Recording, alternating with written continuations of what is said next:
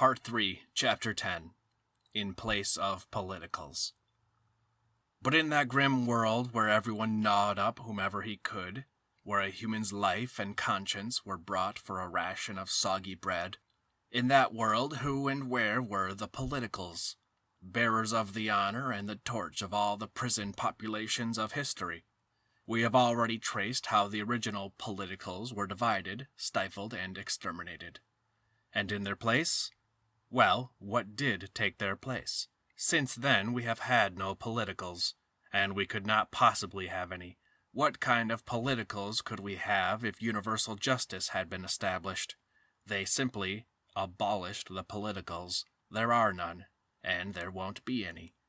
The village club manager went in with his watchman to buy a bust of Comrade Stalin. They bought it. The bust was big and heavy. They ought to have carried it in a hand-barrow, both of them together, but the manager's status did not allow him to. "All right, you'll manage it if you take it slowly." And he went off ahead. The old watchman couldn't work out how to do it for a long time. If he tried to carry it at his side, he couldn't get his arm around it. If he tried to carry it in front of him, his back hurt, and he was thrown off balance backward. Finally, he figured out how to do it. He took off his belt, made a noose for Comrade Stalin, put it around his neck, and in this way carried it over his shoulder through the village. Well, there was nothing here to argue about. It was an open and shut case. Article 58.8. Terrorism. 10 years. A shepherd in a fit of anger swore at a cow for not obeying. "You collective farm whore!" And he got 58, and a term.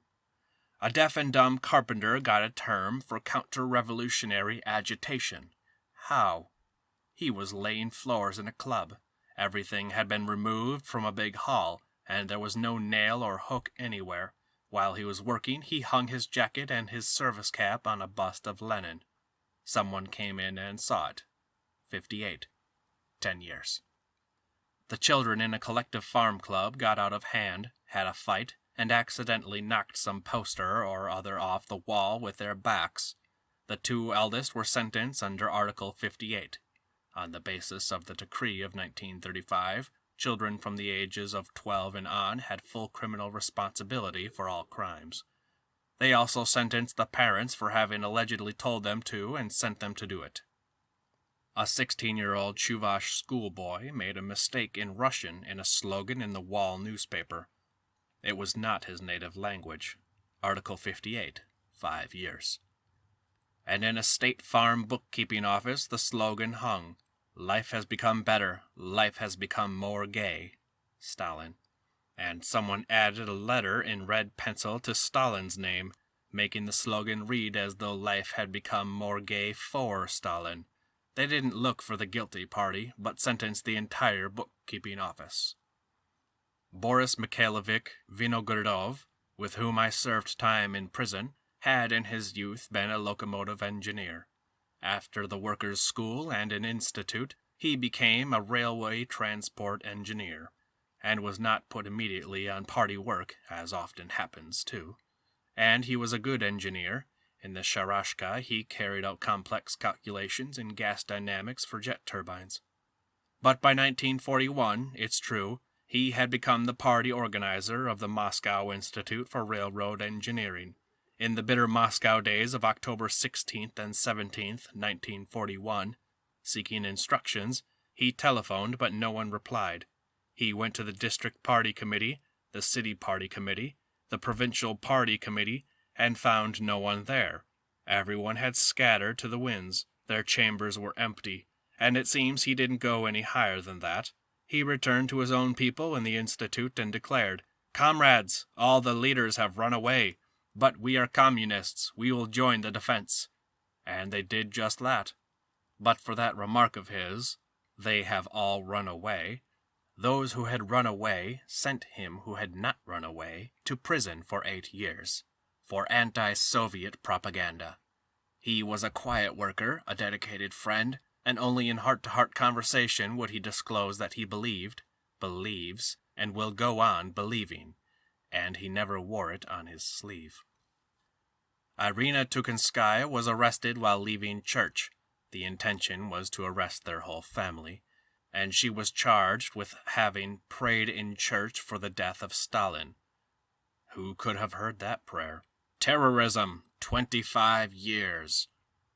However, for the most part, fantastic accusations were not really required. There existed a very simple, standardized collection of charges from which it was enough for the interrogator to pick one or two and stick them like postage stamps on an envelope. Discrediting the leader. A negative attitude toward the collective farm structure. A negative attitude toward state loans. And what normal person could have had a positive attitude? A negative attitude toward the Stalinist constitution. A negative attitude toward whatever was the immediate, particular measure being carried out by the party. Sympathy for Trotsky. Friendliness toward the United States, etc., etc., etc. The pasting on of these stamps of varying value was monotonous work requiring no artistry whatsoever. All the interrogator needed was the next victim in line, so as to not lose time. Such victims were selected on the basis of arrest quotas by security chiefs of local administrative districts, military units, transportation departments, and educational institutions. And so that the security chiefs did not have to strain their brains, denunciations from informers came in very handy. In the conflicts between people and freedom, denunciations were the superweapon, the X-rays. It was sufficient to direct an invisible little ray at your enemy, and he fell. And it always worked. I can affirm that I heard many stories in imprisonment about the use of denunciations in lovers' quarrels. A man would remove an unwanted husband. A wife would dispose of a mistress, or a mistress would dispose of a wife, or a mistress would take revenge on her lover because she had failed to separate him from his wife. Europe, of course, won't believe it. Not until Europe itself serves time will she believe it. Europe has believed our glossy magazines and can't get anything else into her head. End of Part 3, Chapter 10.